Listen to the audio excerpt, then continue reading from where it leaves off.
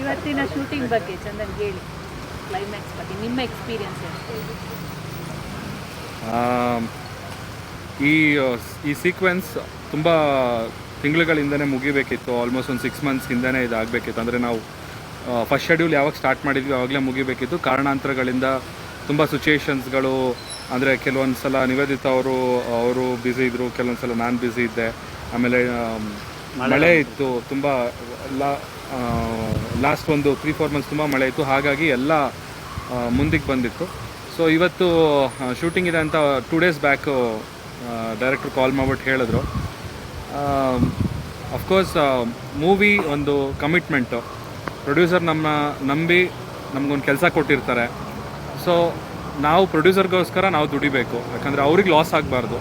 So ನಮ್ಮ personal ವಿಷಯ ಏನೇ ಇರ್ಬೋದು, ಸೊ ಅದು ನಮ್ಮ ಈ ಸಿನಿಮಾ ಟೀಮ್ ಮೇಲೆ ಪರಿಣಾಮ ಬೀರಬಾರ್ದು ಅಂತ ಒಂದೇ ಒಂದು ಕಾರಣ.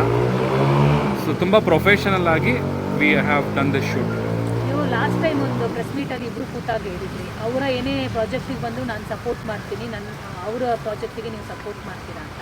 ಸೊ ಇದು ಸಿನಿಮಾ ನಂತರನೂ ಒಬ್ರಿಗೊಬ್ರು ಸಪೋರ್ಟ್ ಆಗಿ ಇರ್ತೀರಾ ಹೇಗೆ ಅಂತ?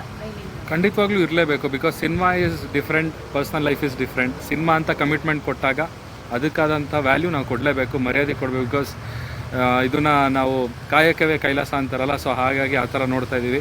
ಏನೇ ಪರ್ಸ್ನಲ್ ಅಜೆಂಡಾಗಳು, ದ್ವೇಷ ಅದು ಯಾವುದೂ ಇಲ್ಲ, ಇವತ್ತವರೆಗೂ ಇಲ್ಲ. ಸೊ ಡೆಫಿನೆಟ್ಲಿ ಸಿನಿಮಾ ತಂಡದವರು ಯಾವುದೇ ರೀತಿ ಪ್ರಮೋಷನ್ಸ್ ಏನೇ ಪ್ಲ್ಯಾನ್ ಮಾಡಿದ್ರು ಸಿನಿಮಾಗೋಸ್ಕರ ನಾನು ಕೆಲಸ ಮಾಡ್ತೀನಿ. ಇದು ಸಿನಿಮಾ ಬಿಟ್ಟು ಇಬ್ಬರಿಗೂ ಆಫರ್ ಬಂದರೆ ಬೇರೆ ಸಿನಿಮಾ ಒಪ್ಕೋತೀರಾ ಮುಂದಿನ ದಿವಸ? ಪ್ರೊಡ್ಯೂಸರ್ ಕರ್ಕೊಬನ್ನಿ, ಜೊತೆಗೆ ಮಾತಾಡೋಣ. ಬಂದರೆ ನಿವೇದಿತಾ ನೀವು ಹೇಳಿ.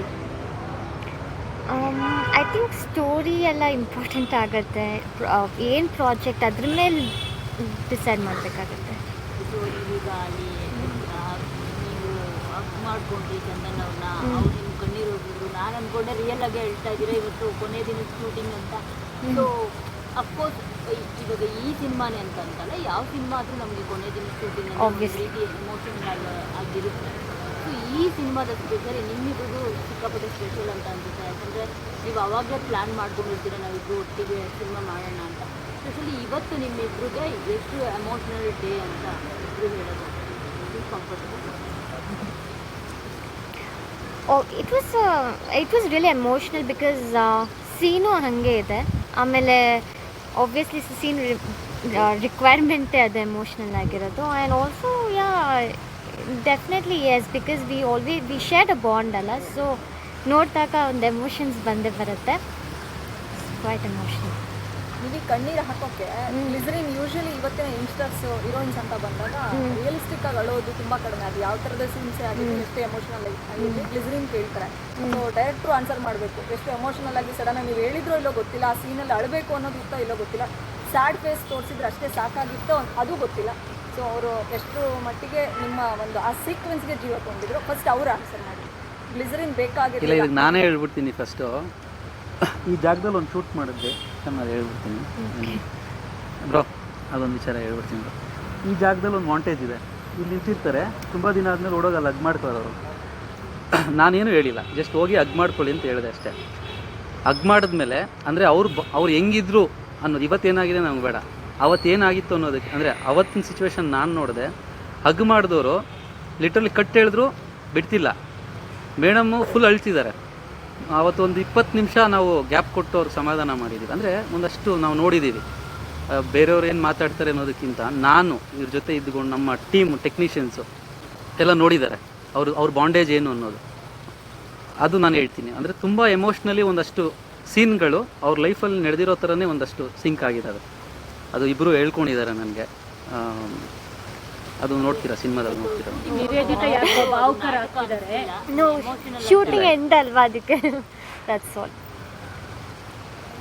I mean I was just thinking, usually ನಾನು ಯಾವುದೇ ಪ್ರಾಜೆಕ್ಟ್ ಕೂಡ ಮಾಡಿದಾಗಲೂ ಕೂಡ ಅದು ಇನ್ನೇನು ಮುಗಿಯುತ್ತೆ ಅಂತ ಬಂದಾಗ ಎಮೋಷ್ನಲ್ ಆಗೇ ಆಗ್ತೀನಿ. ಆ್ಯಂಡ್ ಇವಾಗ ಎಲ್ಲ ಸೀನ್ಸ್ ಎಲ್ಲ ನೆನೆಸ್ಕೊಳ್ತಾ ಇದ್ದೆ, ಅದಕ್ಕೆ ಸ್ವಲ್ಪ ಎಮೋಷ್ನಲ್ ಆದೆ ಅಷ್ಟೆ.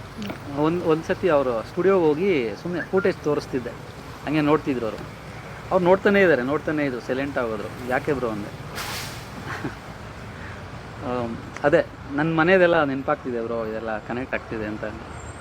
ಸೊ ಒಂದಷ್ಟು ವಿಚಾರಗಳು ನಾನು ನೋಡಿದ್ದೀನಿ, ಅದು ನನ್ನಲ್ಲೇ ಇರುತ್ತೆ. ಎಲ್ಲ ಪ್ರೊಡ್ಯೂಸರ್ಸ್ಗಳು ಸಿನಿಮಾ ಪ್ರಮೋಷನಿಗೆ ಬರಲ್ಲ ಅಂತ ಹೀರೋಯಿನ್ ಮೇಲೆ ಕಂಪ್ಲೇಂಟ್ಸ್ ಮಾಡೋದಿರುತ್ತೆ. ಸೊ ನಿವೇದಿತ ಮೇಲೆ ಆ ಥರದ ಕಂಪ್ಲೇಂಟ್ಸೇ ಇರಲಿಕ್ಕಿಲ್ಲ, ಯಾಕಂದರೆ ಕರೆಕ್ಟ್ ತಕ್ಷಣ ಬಂದು ಶೂಟ್ ಮಾಡಿ. ಹೌದು, ಇಬ್ಬರು ಅಷ್ಟೇ ಮೇಡಮ್. ಏನು ಟೈಮ್ ಹೇಳಿರ್ತಾರೆ ಆ ಟೈಮ್ಗೆ ವಿತ್ ರೆಡಿ. ಅದು ಮೇಡಮ್ ಫೈಟ್ನೇ ನನಗೆ ಇನ್ನೊಂದು ದಿನ ಕೊಡಿ ಅಂತ ಕೇಳ್ತಿದ್ರು ಪ್ರೊಡ್ಯೂಸರ್ಗೆ. ಅಷ್ಟು ಡೆಡಿಕೇಟಿವ್ ಆಗಿದ್ದಾರೆ. ಒಬ್ಬ ಡೈರೆಕ್ಟ್ರಿಗೆ ಈ ಥರ ಆರ್ಟಿಸ್ಟ್ಗಳು ಸಿಕ್ಬಿಟ್ರೆ ನಿಜವಾಗ್ಲೂ ಏನು ಬೇಕಾದ್ರೂ ಮಾಡಿಸ್ಬೋದು ಅವ್ರ ಕೈಲಿ. Thank you.